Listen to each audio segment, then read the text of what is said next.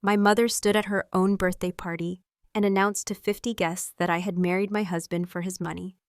50 pairs of eyes turned toward me. My face burned, my hands trembled, but Michael didn't flinch. He looked at my mother and said 7 words that drained the color from her face. "It was my idea, but how did you know?" Silence. Her mouth opened. Nothing came out. She had no idea those 7 words would bring police to her door by morning. Have you ever watched someone destroy themselves with their own trap? The stories on this channel are created solely for entertainment, educational, and storytelling purposes. While some stories are inspired by real situations submitted by viewers via email, most details have been fictionalized, combined, or altered. My name is Jennifer Brooks. I'm 35 years old, a financial consultant with my own practice, and for most of my life, I believed I wasn't capable of handling my own money. That belief wasn't accidental. It was installed in me carefully by my mother. Growing up, my mother positioned herself at the center of every financial decision in our household. She managed my father's paycheck. She approved every purchase over $20. When relatives gave us birthday money, she collected it for safekeeping. We never saw those envelopes again. She framed all of this as love, as protection, as wisdom. We were too young to understand. The message was constant and clear. You cannot survive without me. When I graduated college and started my first job at 23, my mother sat me down with that familiar look of concern. "You're not ready to manage real money," she said. "Give me 70% of your paycheck. I'll save it for your future. You'll thank me when you need it." I handed over my earnings every month for 3 years. My coworkers talked about their savings accounts, their investment portfolios, their vacation funds. I had none of those things. But I told myself my family was just different, more connected, more caring.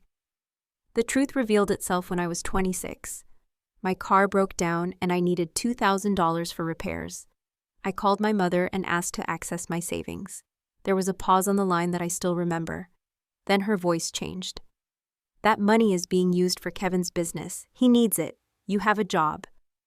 Kevin was my younger brother, the golden child, who never questioned our mother, never pushed back, never threatened her position as the family's financial gatekeeper.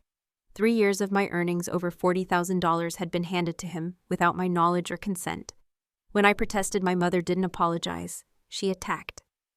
"You think you're better than this family? You think you can survive without me?" That question was designed to frighten me back into submission. Instead, it woke me up. I realized in that moment that my mother didn't want to help me. She wanted to own me. And she had been successful for 26 years. I didn't cut her off completely. That would have triggered a family war I wasn't ready to fight. Instead, I created strategic distance. I moved across the city, I changed banks. I built my career in silence, never sharing promotions or raises or successes. I still appeared at Thanksgiving. I still called on Mother's Day. But I gave her nothing she could use against me. Every achievement became a secret I protected like a wound. 4 years ago, I met Michael at a financial planning conference. He was the founder of a small tech startup, 8 employees operating out of a shared office space. He drove a 12-year-old Honda. He was $50,000 in personal debt from keeping his business alive. I knew exactly how broke he was, because reading balance sheets was my profession. I chose him anyway. I chose him because of how he listened, how he treated waiters and janitors, how he never pretended to be anything he wasn't. We dated for 2 years and married quietly. No prenup. "What would we even protect?" he joked. "We'll split the student loans 50-50. 18 months after our wedding, a tech giant acquired his startup for $40 million. Michael became a division executive overnight. Our net worth transformed from negative to 8 figures. He kept it quiet, no press releases, no announcements. He preferred privacy. But 6 months later, my mother spotted his photo in a regional business magazine at her dentist's office. That evening, I noticed something strange in my banking app. The mailing address for our joint account had been changed to an address I didn't recognize. I checked the audit log. The change was requested by phone by someone claiming to be me. My hands went cold. I knew that address. It was my mother's house. I stared at my phone screen for a long time that night, hoping I had made a mistake. But the address was right there in the audit log, and I knew exactly whose house it belonged to. The next morning, I called the bank before my first cup of coffee had cooled. The customer service representative pulled up my account and confirmed what I already feared. Someone had called 2 weeks earlier claiming to be Jennifer Brooks. They provided my social security number and my mother's maiden name as security verification. They requested that all paper statements be redirected to a new mailing address. The representative read it back to me, and hearing it out loud made my stomach turn. It was my mother's house. She had that information because she used to do my taxes when I was in college. I never thought to change my security questions afterward. I never imagined I would need to protect myself from my own mother. I hung up and immediately requested a full credit report. What I found made the bank situation look minor. 2 credit cards had been opened in my name 3 months earlier. I had never applied for them. I had never seen them. But there they were, both showing the same billing address as the redirected bank statements. The combined balance was over $15,000. Someone had been making purchases, making minimum payments, and hiding the evidence by sending all the paperwork to a house I never visited. This was not curiosity. This was not a mother being nosy about her daughter's finances. This was federal identity theft, and the trail led directly to the woman who raised me. I sat with that knowledge for 2 days before I made a phone call I had been avoiding for 8 years. My sister Linda and I had not spoken since her divorce. Our mother had somehow positioned herself between us during that difficult time, feeding each of us different stories, until we stopped trusting each other entirely. I had always suspected manipulation was involved, but I never had proof. Now I needed to know if what was happening to me had happened before. Linda answered on the 3rd ring. Her voice was cautious, distant. I skipped the small talk and told her everything. The bank address, changed the credit cards, the $15,000 in charges I never made. When I finished, there was silence on the line for so long I thought she had hung up. Then she spoke, and her voice was different, softer, tired. She said 5 words that changed everything between us. She did it to you too. The story came out slowly, painfully, like she was pulling splinters from old wounds. During her divorce 10 years ago, our mother had insisted on helping manage the $200,000 settlement. Linda was devastated, exhausted from fighting with her ex-husband, barely functioning. Our mother said all the right things. You are too emotional to handle this right now. Let me protect this money for you. You can focus on healing, and I will make sure your future is secure. Linda agreed because she was drowning, and our mother threw her what looked like a lifeline. Within 2 years, every dollar was gone. Our mother claimed she had invested it in opportunities that did not work out, business ventures that failed, real estate deals that fell through, but there was never any documentation, never any proof of where the money actually went. Linda only figured out the full truth 4 years ago, when she finally had the strength to look back and add up all the lies. By then, too much time had passed. She felt stupid for trusting our mother in the first place. She was too ashamed to tell anyone, including me. I finally understood. Our mother had a pattern, a method she had perfected over decades. Find someone vulnerable, position herself as essential, take control of their money under the pretense of love, and when the money disappeared, make them feel too foolish to fight back. She had done it to our father his entire marriage. She had done it to me for 3 years in my 20s. She had done it to Linda during the worst period of her life. And now she was trying to do it again, this time with the biggest target she had ever attempted. What I did not know yet was that while I was uncovering her financial crimes, she was busy executing another phase of her plan. My husband told me later what had been happening during those same weeks. My mother had started inviting Michael to private lunches, just the 2 of them. She framed it as wanting to know her son-in-law better. Michael went along with it because he saw no reason to refuse. At first, her comments seemed harmless. She mentioned that I had always been focused on nice things even as a child. She brought up an ex-boyfriend from my 20s and implied he had been wealthy. She said I seemed to have a type. Michael listened without reacting. Then she escalated. She asked Kevin to text Michael directly with a story she had invented. Kevin told my husband that I had once confided in him about wanting to find a rich man to change my life. It was a complete lie, but Kevin sent it anyway. He always did what our mother asked. Michael kept all of this to himself at first. He did not want to upset me while I was dealing with the credit card discovery, but something shifted in him during those weeks. He told me later that her words planted a seed not of belief, but of awareness. He found himself watching me differently for a few days, noticing how I reacted to expensive restaurants, wondering about choices I made when decorating our new house. He was not suspicious exactly, but he was paying attention in ways he had not before. Then he caught himself. He thought about the woman who had dated him for 2 years when he could barely afford to split a dinner check, who had married him when his net worth was negative $50,000, who had cried real tears when she discovered those fraudulent credit cards. That was not someone who had married him for money that did not exist yet. The night he finally told me everything, we sat together at our kitchen table for hours. He showed me the journal he had been keeping, every date and time and exact quote from my mother's lunches. In Texas, he only needed his own consent to document conversations, and he had documented everything. He looked at me and said something I will never forget. "I need you to know I never believed her, but I also need you to know she almost made me look twice. That is how good she is." I did not cry. I just nodded. She had 60 years of practice. Over the following weeks, my mother grew bolder. At a family dinner, she cornered Michael when I was in the other room. She said she hoped I appreciated what I had. She mentioned that old colleagues talk, that stories get around that some wives do not realize what they have until it is gone. It was not a direct threat, not a clear demand for money. It was an implication heavy and unmistakable. Michael understood exactly what she meant, and so did I. We had enough evidence now. Identity theft, bank fraud, a documented campaign of manipulation. But we needed to be strategic about our next move. My mother's 60th birthday party was 3 weeks away. 50 guests were invited, her entire social circle, everyone she had spent decades impressing. I knew she was planning something for that party. She wanted an audience for whatever final move she intended to make against me. I looked at the evidence folder on our kitchen table. Bank records, credit reports, Michael's journal, a written statement from Linda. Everything documented, everything ready. But this was not going to the FBI yet.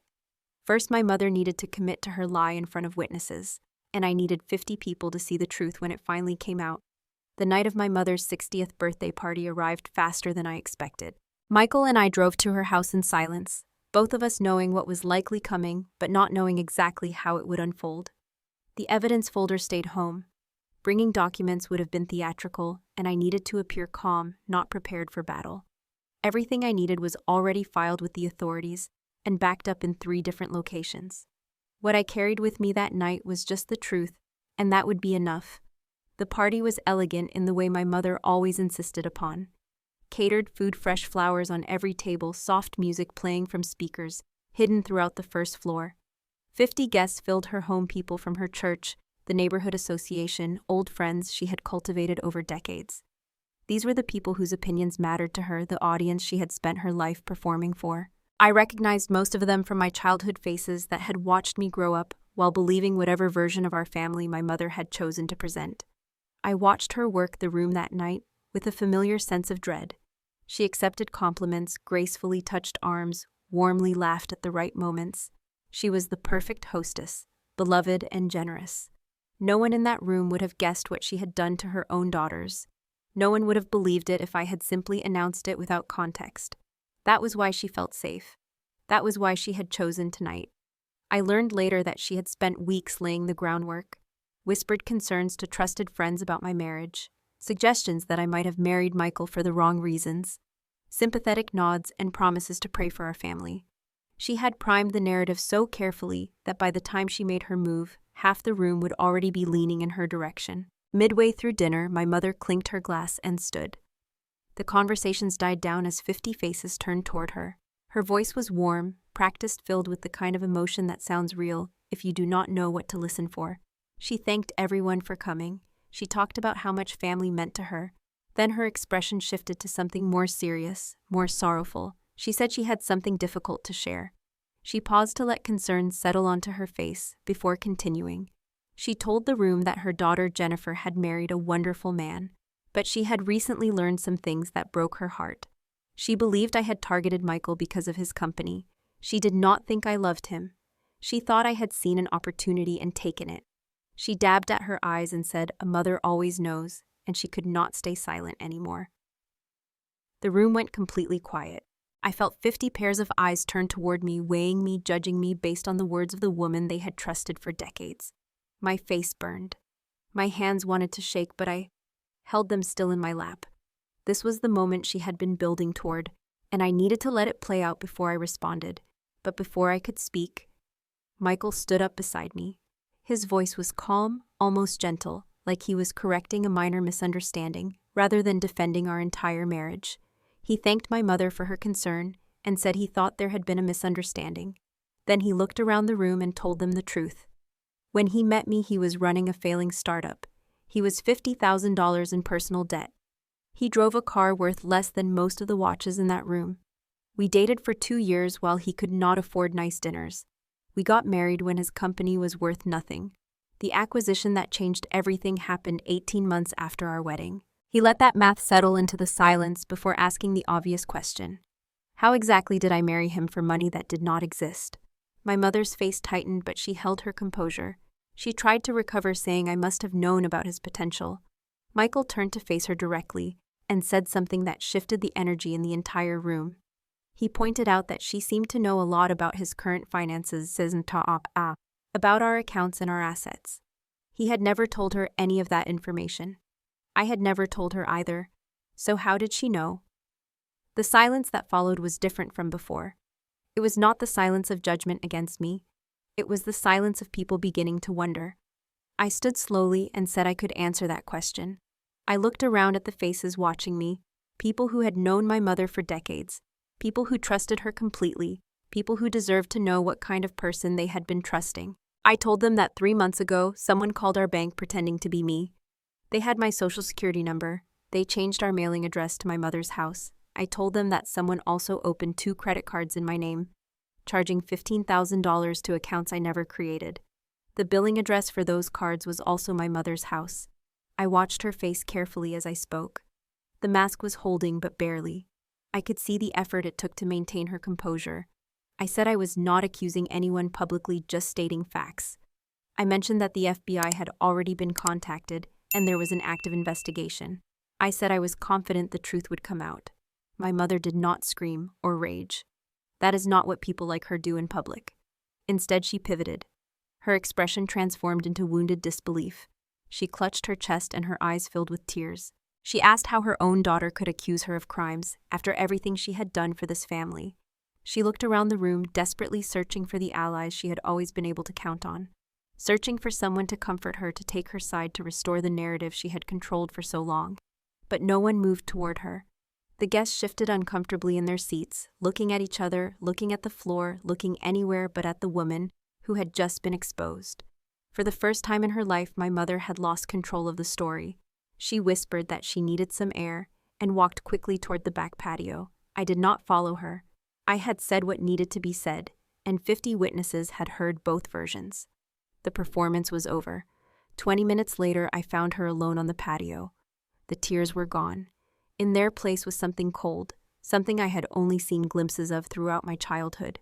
The real her. She called me an ungrateful little bitch. She said she made me, that everything I am she created, and this was how I repaid her. Her voice was low and venomous, meant only for my ears. I told her she did not make me. She tried to own me. And when I stopped letting her, she tried to destroy me. I said I was not Linda. I had documented everything, and I was done being afraid of her. She stepped closer and promised that when this blew over, I would come crawling back. They always do, she said.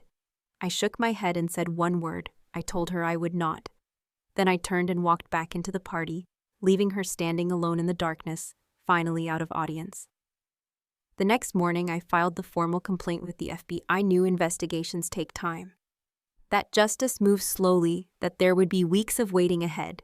But for the first time in my life, I had stopped waiting for my mother to change. I had stopped hoping the next conversation would be different. Some people never change. They just lose access to the people they have been hurting. The hardest part was not the confrontation. It was the silence that followed. For 6 weeks after that night, I cooperated with the FBI investigation. I provided every document they requested. Bank statements, credit reports, the timeline I had constructed, Michael's journal entries. I answered their questions patiently, repeatedly, sometimes covering the same ground 3 or 4 times as different agents reviewed the case. And then I waited. That was the part no one prepares you for, the waiting.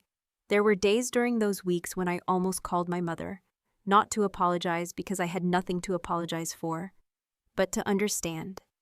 I wanted to ask her why. Was money really worth destroying her own daughter? Was control so important that she would commit federal crimes to maintain it? I never made those calls. I knew she would not give me honest answers. She would twist the conversation, make herself the victim, leave me more confused than before. Some questions do not have satisfying answers, and I was learning to live with that.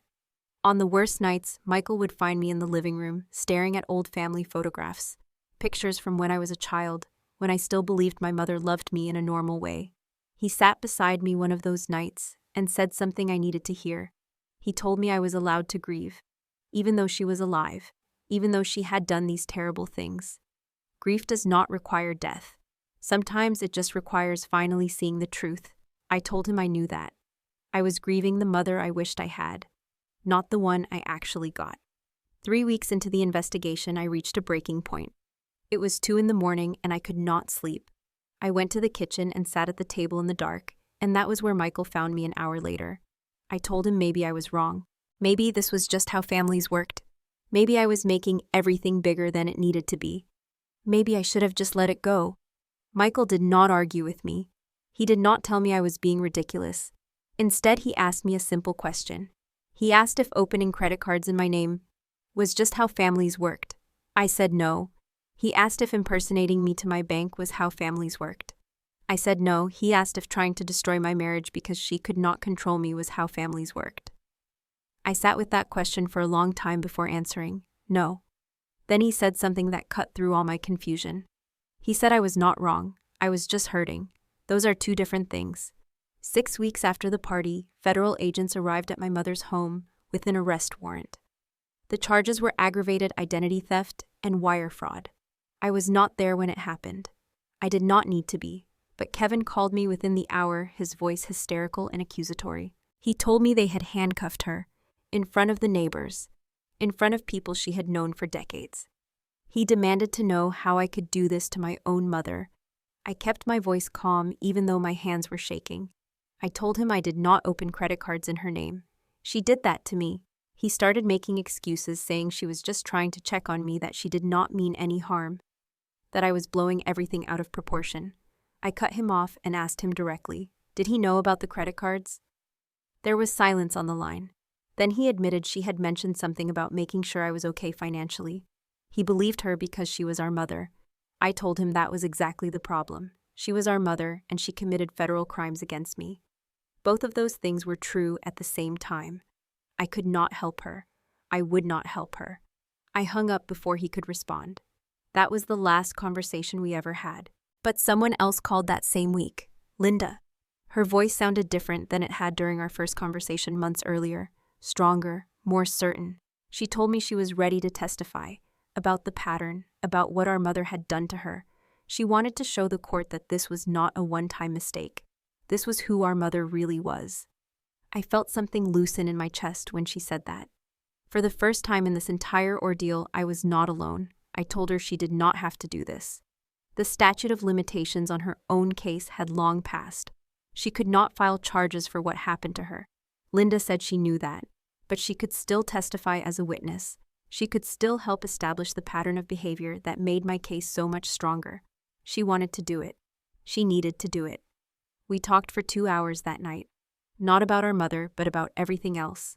The years we had lost because of her manipulation. The lies we had both believed about each other. The ways she had turned us into enemies when we should have been allies. Linda told me she had spent a decade thinking she was stupid for trusting our mother. Watching me stand up had shown her she was not crazy. It really happened, all of it. While the legal process moved slowly, the social consequences moved fast. Within weeks of the party, my mother's carefully constructed reputation began falling apart. The church friends who had promised to pray for her stopped returning her calls. The women she had brunched with for decades suddenly developed scheduling conflicts every time she reached out. The guests who had witnessed her exposure at the party whispered among themselves, and those whispers spread through her entire social network. Her next-door neighbor, a woman she had known for 20 years, stopped waving when they saw each other across the street. For someone who had built her entire identity on being respected, on being seen as the perfect mother and the pillar of her community. This kind of irrelevance was worse than any prison sentence. 2 months after the arrest, Kevin called again. His voice was different this time, cracked, uncertain. He told me he did not know about the credit cards. He swore he had no idea about the bank fraud. He wanted me to believe him. I wanted to believe him too. But I remembered the text message he had sent to Michael. The lie about me wanting to find a rich man. He had participated in her campaign against me even if he did not know every detail.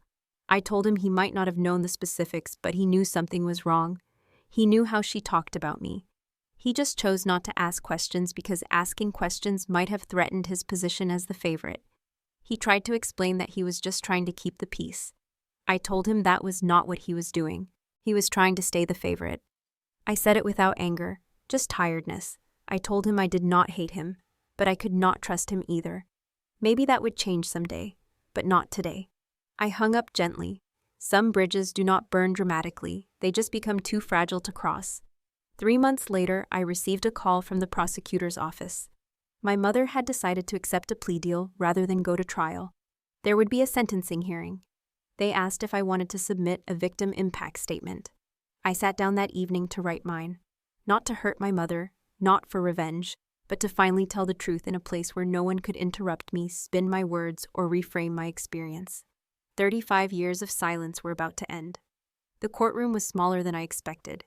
Beige walls, fluorescent lights, wooden benches that had seen decades of human drama. Nothing about the space felt dramatic or cinematic. It was just a room where consequences were handed down one case at a time. My mother sat at the defendant's table wearing a modest navy dress. No jewelry, minimal makeup.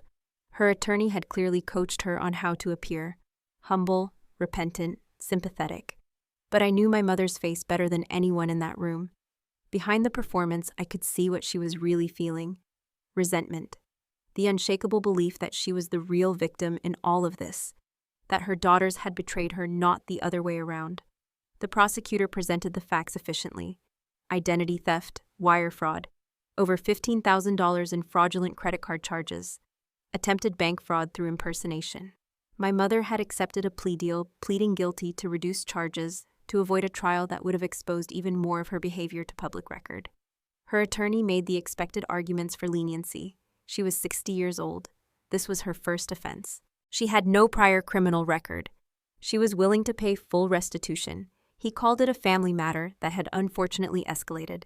He said his client deeply regretted the pain she had caused. I watched my mother's face while her attorney spoke on her behalf. Not once did her expression show genuine remorse. She sat perfectly still, performing humility for the judge, while her eyes remained cold. The judge turned to me and asked if the victim would like to make a statement. I stood without notes. After 35 years of living with this woman's manipulation, I did not need to write down what I wanted to say.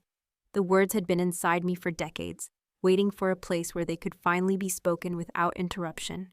I told the judge that my mother did not steal from me because she needed money. She stole from me because she needed control. I described growing up in a household where my mother managed everyone's finances as a form of power, where she took $40,000 of my earnings during my 20s and gave it to my brother without my knowledge, where she spent decades making me feel incapable of surviving on my own. I explained that when I finally did survive, when I built my own career and my own marriage and my own life without her involvement, she could not accept it. My independence was not something to celebrate. It was a threat to the control she had maintained over me since childhood. I paused and looked directly at her for the first time since I had entered the courtroom. I told the judge that what hurt most was not the money. It was knowing that the moment I stopped being useful to her, the moment I stopped being someone she could control, she tried to destroy me. That was not love. That was ownership. I said my final words to her directly. I told her I did not hate her. I just could not let her hurt me anymore. Then I sat down. What happened next surprised everyone in the courtroom. Linda stood up from the gallery and asked to address the judge. She explained that she was not a victim in this specific case, but she wanted to testify as a witness to the defendant's pattern of behavior. The judge allowed it. Linda walked to the front of the courtroom and told her story. The divorce 10 years ago, the $200,000 settlement our mother had insisted on managing, how the money disappeared over 2 years into investments that never existed, how she had spent a decade blaming herself, thinking she was stupid for trusting her own mother, too ashamed to tell anyone what had happened. Linda looked at the judge and said she was not there for revenge. She was there because her sister should know she was not alone, and because the court should know this was not a mistake or a momentary lapse in judgment. This was a pattern. This was who our mother chose to be. I watched my mother while Linda spoke. Her jaw was tight, her eyes fixed straight ahead. For the first time in her life, she had to sit and listen to a narrative she could not control, could not spin, could not reframe to make herself the victim. The judge took a long moment before speaking. He acknowledged the mitigating factors the defense had presented: her age, her lack of prior record, her willingness to plead guilty. But he also said he had listened carefully to both daughters' statements. What concerned him most was not the crime itself, but the complete absence of genuine remorse throughout the proceedings. She had spent months blaming her daughters and claiming she was misunderstood. Never once had she acknowledged the harm she caused. The sentence was 12 months in a federal low-security facility, followed by 36 months of supervised probation, full restitution of $52,000, covering the fraudulent credit card debt and my legal fees, a 5-year restraining order prohibiting any contact with me, Michael, or Linda. It was not the maximum sentence possible, but it was not probation either. It was accountability. My mother did not react when the judge finished speaking. She just stared ahead, and I knew she was already calculating her next move. But for the first time in her life, there was no move to make, no audience to manipulate, no narrative to control, just consequences. After the hearing, Linda and I sat together on a bench outside the courthouse. The afternoon sun was warm, and for a few minutes neither of us spoke. Finally, Linda said that was hard. I agreed. She asked if it also felt necessary. I nodded.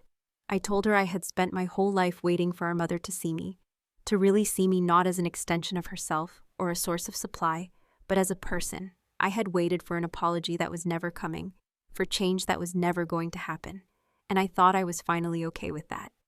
Linda reached for my hand and asked what came next. I told her we stop waiting. We figure out who we are without her voice in our heads. We sat in silence for a while longer. It was not the uncomfortable silence of strangers trying to find common ground. It was the peaceful silence of two people who finally understood each other. In the months that followed, Michael and I did not celebrate with announcements or parties. We simply lived. We had dinner at the restaurant where we went on our first date, the same place where he could not afford appetizers, and we split a single pasta dish. We spent weekend mornings without my phone buzzing with family drama. We discovered how extraordinary ordinary moments feel after a lifetime of chaos. One evening, Michael came home with a small box. Inside was a simple silver bracelet engraved with a single word: chosen. He told me he gave it to me because I chose him when he had nothing, and he chose me with everything. Not every daughter is loved by her mother the way she deserves. Some mothers see their children as extensions of themselves, as tools for control, as objects to own rather than people to nurture. My mother was that kind of mother, and no amount of hoping or proving or trying had ever changed that. The gift was not getting her love. The gift was finally stopping the chase. Family is not blood. Family is whoever shows up without conditions. Whoever stands beside you when standing is hard. Whoever loves you for who you are, not who they need you to be. I had lost a mother, but I had found a sister, a partner, and most importantly, I had found myself. That night, I turned off the lights and reached for Michael's hand in the darkness. I thought briefly about my mother alone, now facing consequences, stripped of the audience she had spent a lifetime cultivating. And then I stopped thinking about her at all. For the first time in 35 years, I fell asleep without carrying the weight of being less than, without rehearsing what I could have said differently, without hoping the next conversation would finally fix everything. I did not need her love anymore. I did not need anyone's permission to be whole. I just was. And that was enough. If this story resonated with you, I hope you carry one truth with you today. You are not obligated to accept mistreatment from anyone, no matter what title they hold in your life. Being someone's daughter does not mean being their property. Being family does not mean tolerating abuse. Some people will never change. They will never apologize.